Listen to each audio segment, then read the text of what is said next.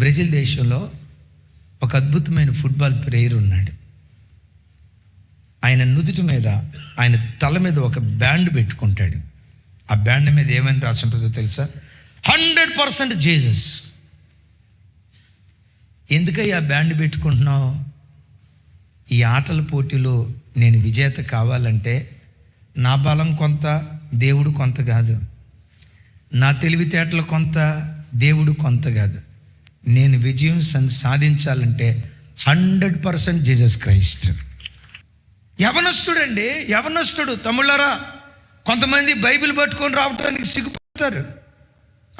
మీ వీధిలో నుంచి బైబిల్ పట్టుకొని రావటానికి సిగ్గుపడతారు. ఆయన ప్లే గ్రౌండ్లో నుదుటి మీద 100% జీసస్, 100% జీసస్. యేసును బహిరంగంగా ప్రకటిస్తూ వచ్చాడు. యవనస్తుని అడిగారు, బాబు అదెందుకు పెట్టుకున్నావు? నువ్వు మంచి యవనస్తుడు కదా, మంచి ప్రతిభావంతుడు కదా. నేను విజయాన్ని సాధించాలంటే నా ప్రతిభ కాదు, నా పరాక్రమం కాదు, నా పట్టుదల కాదు, 100% నజరేయుడైన యేసుక్రీస్తు ప్రభువారు. గట్టిగా హల్లెలూయా. 100% ప్రభు అయిన యేసుక్రీస్తు వారు. ఓసారి ఫీఫా అదిగో చూడండి, ఆయన ఫీఫా వినండి, అనండి ఇక్కడ ఫీఫా అని.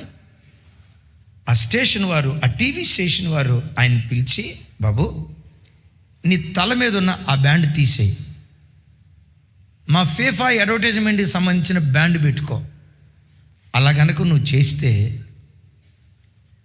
నా వైపు చూడాలా, 4.5 కోట్ల రూపాయలు నీకు ఇస్తా.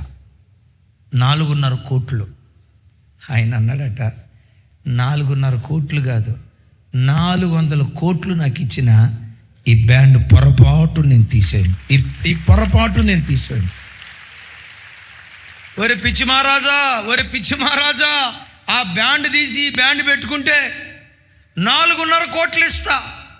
ఆయన అంటాడట, 4.5 కోట్లు కాదు, 400 కోట్లు ఇచ్చిన యేసే నా విజయ సారథి. అద్భుతం. యేసు కొరకు 400 కోట్లు పోగొట్టుకోవటానికి ఇష్టపడ్డాడు. ఎవరు వీళ్ళంతా? ఆయన ద్రాక్షవల్లి. మనం ఆయనలో అంటుకట్టి బ్రతుకుదాం. ఈ ప్రపంచంలోనే మనం విహరిద్దాం. ఆయన గురువు, ఆయన్ని చూసుకుంటూ నమ్మకమైన శిష్యులుగా ఆయన అడుగుజాడల్లో బ్రతుకుదాం. యేసు అనే ప్రపంచంలో విహరించే భాగ్యం దేవుడు మనందరికీ దయచేయును గాక.